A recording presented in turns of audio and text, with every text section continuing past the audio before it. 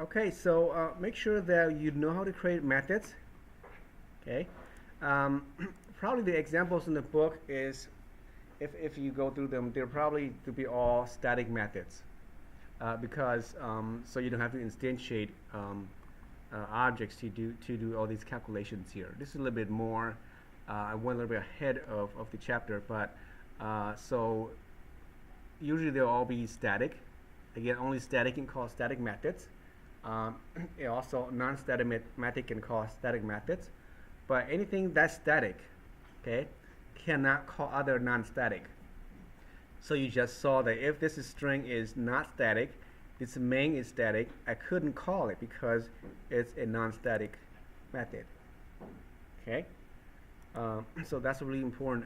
You want to grasp that, understand that part right there. Um, so I can just show you that if you're not, if you don't have any experience with programming, which I think most of you do already, so the idea here is that you can call other functions within another function, like you just did here. So we have a function or method called main, and from what that main, I called another function called grade, get grade, and from get grade, I could call another function, right? Or other functions to do that as well. And you can go on in this way. And this is ideal because if you don't do this way, if I do all these here manually, and here, as you can see, this code gets pretty long. So from here to here, it's getting longer. The more I do, the more things I want to do here, it's going to get really long. And this is an example of what we call spaghetti codes. Okay? So in terms of good programming, we don't want spaghetti codes. Okay? So here, instead of doing all of these, I could move all of these out and put it to a function and do something with it. Okay, so for example, I could do this way. I can cut all of these and create a new function called void, and I should say, display. And put it all here, right? Everything moves more smoothly. In my main method, all I do is here, I just say display. Maybe display student info or something. And I'll change that to display student info. Display student info. And we'll make this static. Okay, so you can see that my program is much cleaner now. Did I say something wrong? You don't have a team. Oh, thank you. Yeah, so you can see that the code is much shorter now. It's really clean. So that's our main function, the main code. So when I read here, it should see just a lot of functions. Okay, display student. Next one here, display grades, calculate grades, print results. And then you call that a function. So display grades, call this, and then inside display grades, I can say instead of doing this, I could break this out into another function. Says create student object, right? So that can create another object, returns it back, and so on. So I don't have to do this 10 times. What if I want to create, 100 students? What do I do? I have to do this 100 times, right? So it's not efficient. And so that's why later on we'll learn about arrays and other object stuff. And so now I could do a little bit better. So here I do a lot of printing here. Print here, print this, print that. And they look kind of very similar. So I could break that out into another function and call it print to screen. Okay? And then just pass the data to those functions and they'll do the printing for me. So I could break things into little modules. So in the end, you have a lot of functions. So if I close these, you see I have three main methods, or three methods in here. I could have more. Okay, so the idea is to have as few as possible inside each function and as many functions as you can so that these codes can be reused. Okay, it's all about reusability here. Okay, a good practice is to prevent writing spaghetti codes. Spaghetti code is you have everything in procedural that way, and the idea is just to break it down to modules. Right? Okay, so now I want to talk about the constructor. So I'll put here constructor. Okay. So by default, Java provides one. That's why when we say, let me turn this off. When we say student one is new student, that means there is a constructor somewhere in the object class that would do something like this: public student, and then you have a blank constructor. It does exactly like that. So that's why when I create a new student, S1, S2, all these data are not initialized because they are not initialized. I don't have any code here to initialize. This constructor just means create the object. That's all it does. And this object contains, will have all these properties and all of these methods down here with it. Okay, it belongs to that object. So this one has no, takes no parameters, so therefore it doesn't have any parameters. But what if I do say, hey, I want to initialize this data with some default values every time when I create a new student object, right? So I could say from here, I want the name to be maybe like, what's the name going to be? That would be except, I don't know, Joe, for example. I have the ID is going to be, a default ID is 1, 2, 3, 4, 5, 6, 7. Okay, so we'll have issues here because eventually you can have duplicate IDs, right? Assuming that you can do this. Actually, no, no parentheses. I mean quotes. This would be a string instead. And then I have an age of 20, and then grade is going to be 13. So this will be default. All these are default values, or we call these states. Okay. So now because they're default, there's some data here. What do you think is going to happen when I print S2's name? So I create, yeah, right? So when I create student S1, S1's going to be Joel, has all this information. S2 is going to be Joel as well. And S3 and so on, they're going to have all that same values. Or may or may not be ideal. In this case, it's not ideal because you can't have duplicate IDs. But in some situations, you can. Like when you create in the game world, for example, when you create a new character, they have some default values, right, attributes. And then you can modify, you can change it manually like you do here. Okay, I want this to be Mary, not Joe, and so on, so you can manually change it yourself. Okay, so this is one method. Now you can create another one. This one here is going to be, again, student, the same name as the class. Okay, and notice you can see that this is the red squiggly line yelling at me saying, hey, duplicate method here, because they have the same signature, right? So it's not allowed. So let's just say this one, I want to be able to instantly give it a name. So the name is going to be a string, issue an ID, and then also an age, and a default grade. So I have all these parameters right away.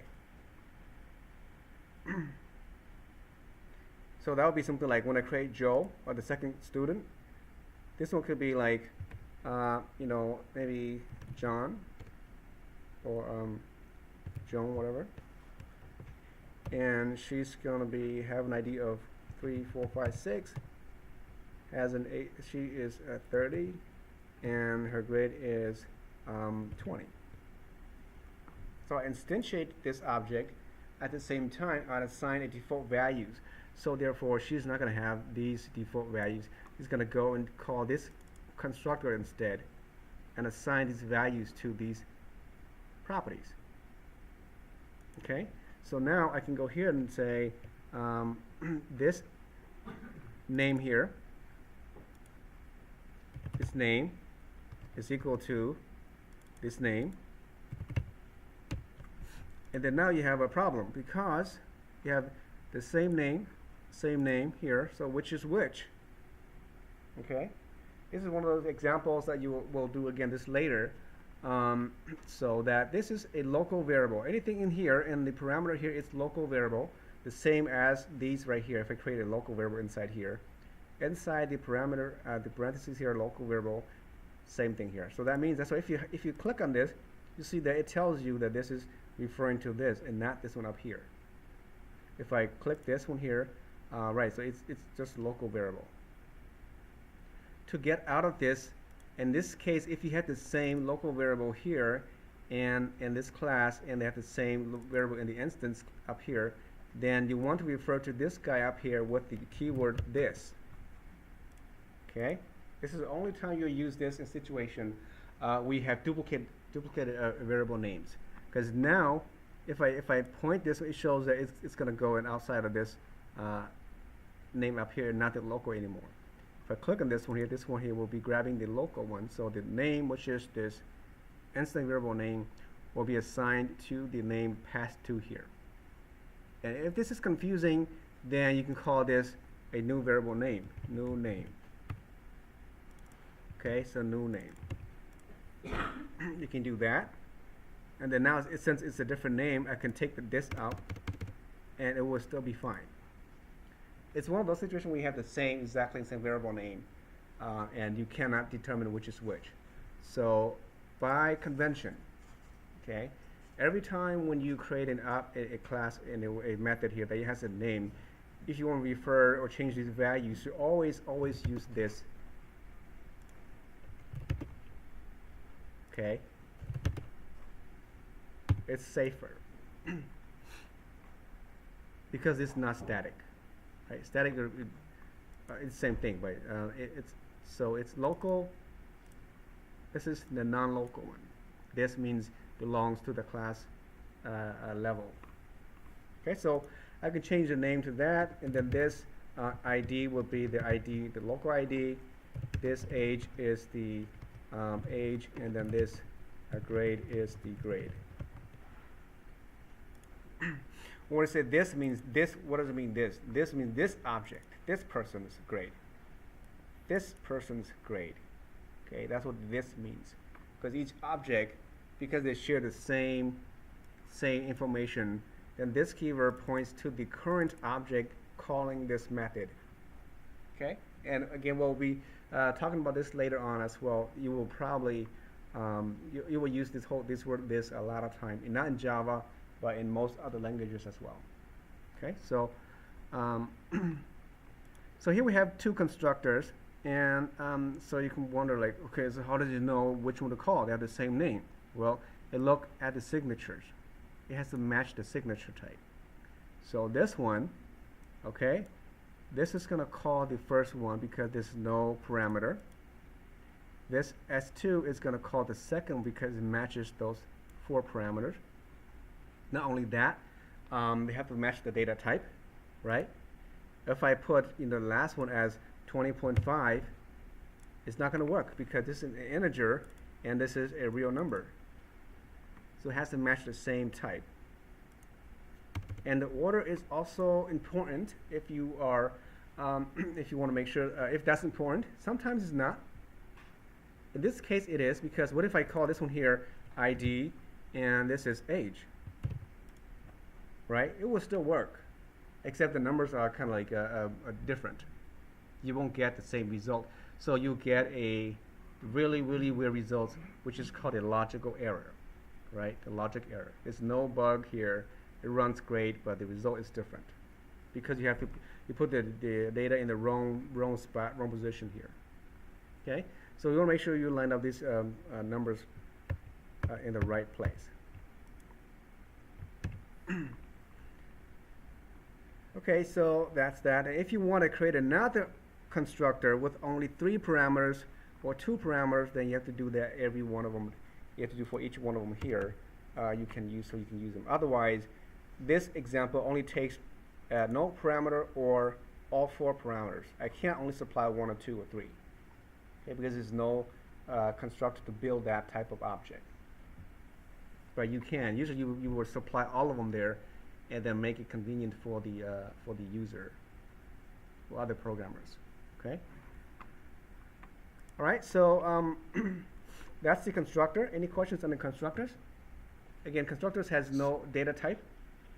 Okay, you don't put data type in the front here. I can just say, I can't say int. Okay.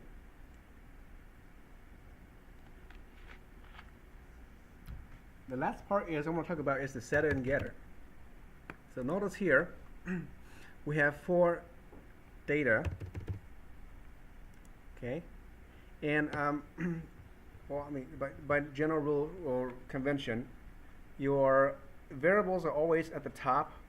Okay, at real close to the name of your constructor. I mean your class here. It doesn't really matter actually in real life. I could move all of these and put them way at the bottom, very bottom down here is fine too. As long as it's inside the class. Way down there is fine too. Okay, it doesn't really matter where you put them. But by convention, it should always goes on the top. The order here is important in certain situations. Otherwise, it's not.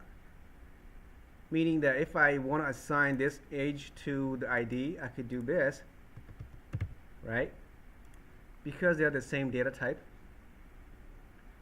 So if you are assigning the value here with another of this class level data, then the order is important.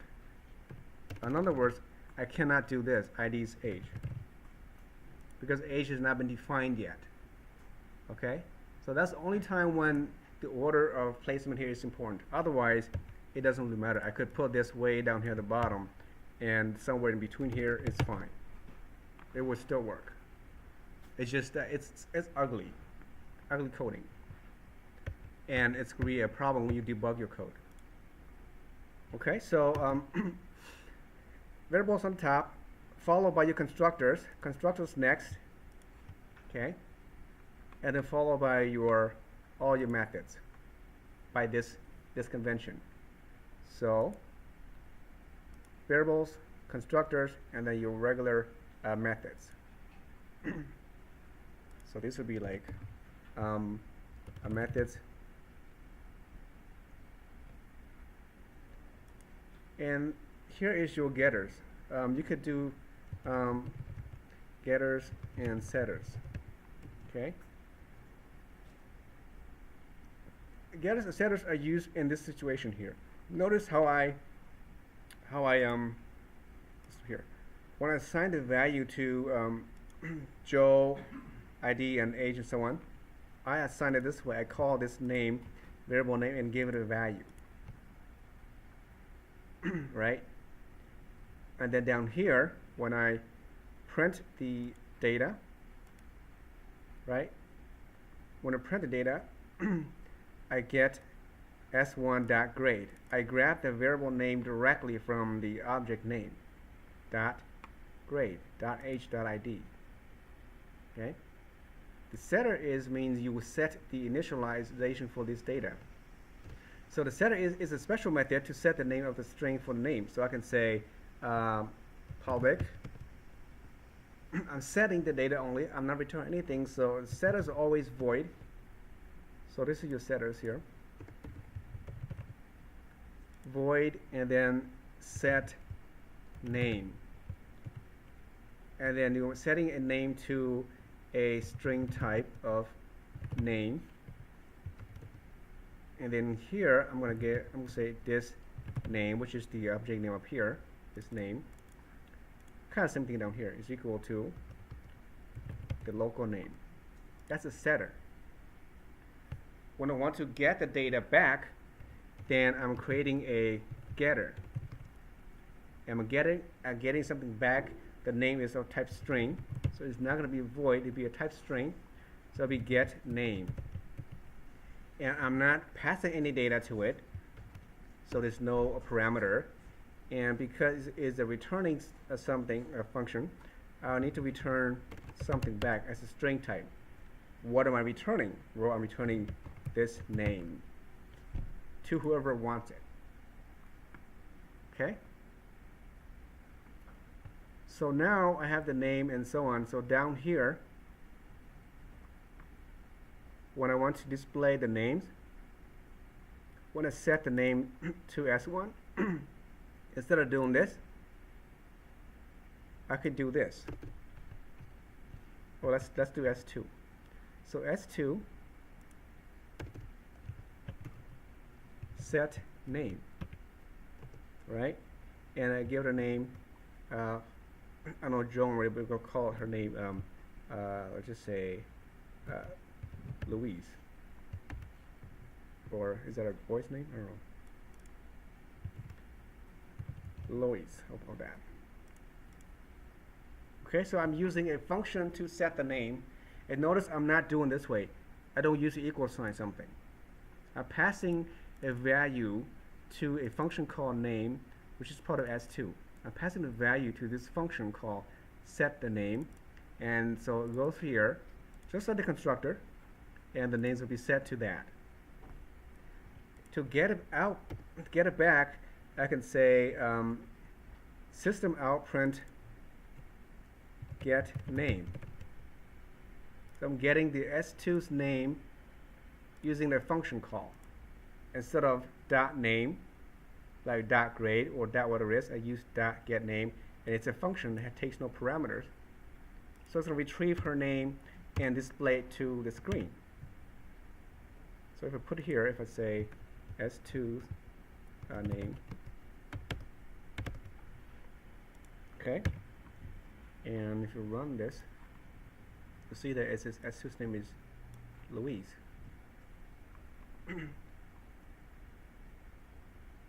Questions? Okay, so these are your setters and getters, and typically if you are going to assign the values to all of them, then you have to have one for each. This is the getter. Okay, setter and getter. So we're gonna have one for ID as well. I can copy this and then paste it here, and this is gonna be set ID, and ID is an int, so int ID, and then this ID is equal to ID. I know it's a lot of work, a lot of typing, but you will see that this, in the long run, it's going to be very, very efficient when you're done with all these code in here. Okay, so the setter will be the same thing. I could do this with the setting, with the getter. Getter is going to be int type. It's going to get me the ID, and then return this ID. So when I set the ID, we just say s2.setID, and you give it ID. And the getter will be just s2 getID, and it'll return that ID for you. Okay.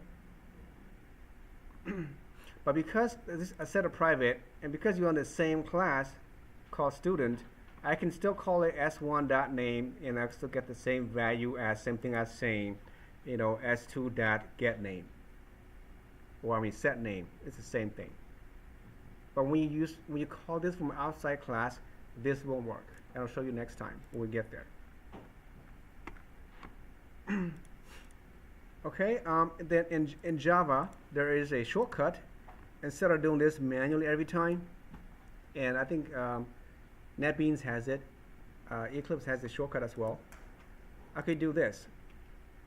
I could, let me comment all these out. As soon as I create a variable name, I could just say right-click on the name, okay? And you go here and said insert, where's it at?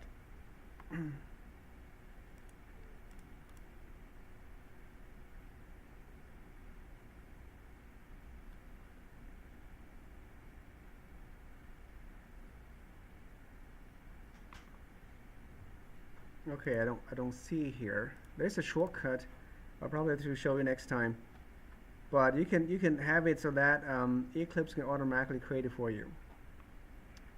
Don't see here. But there's a way. So that it will generate automatically for you these setters and getters. Okay, I'll have to figure out where it is. But in NetBeans, it's also does it that way. Let me show you real quickly in NetBeans. I know 2 minutes, but let me show you. Okay, so setters and getters, make sure if you're going to assign values to them, then use it that way. Create one for each and then call it using the functions and the methods to retrieve them.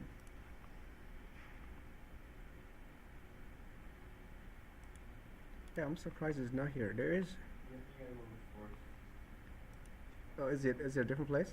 You like click on name and go to source. Oh, okay. Or source up. Oh, right here? Yeah, and it says generate. Oh, yes, yes. Okay, thank you. That's right. Right, so this is a shortcut. You can go here and then you can generate setters and getters. Okay? If you go there, you can click which one you want to set. I want to set for all these, the grade, age, ID, and name, and so on. And then just click OK. And then there it is. Boom. All created for you. Okay? It's a cheat sheet, but just make sure you know how to do it yourself, though. All right? And most IDEs have them. Eclipse has it, NetBeans also has it, even Visual Studios has it. So this is another way to do it. As you can see that the name is always set, get, and then name. If you have a name is really long, then it will always use the camel casing. It could be like set first name. And then here it could be like first name, like that. Okay? So that by that convention. Okay, well, thank you. And if you run into any problems with the assignments or homework assignments, please let me know. If you have any questions, shoot me an email. If you can't solve any problems, send me an email. I'm sure we can do something about it. Otherwise, have a great week, and I'll see you all next Thursday.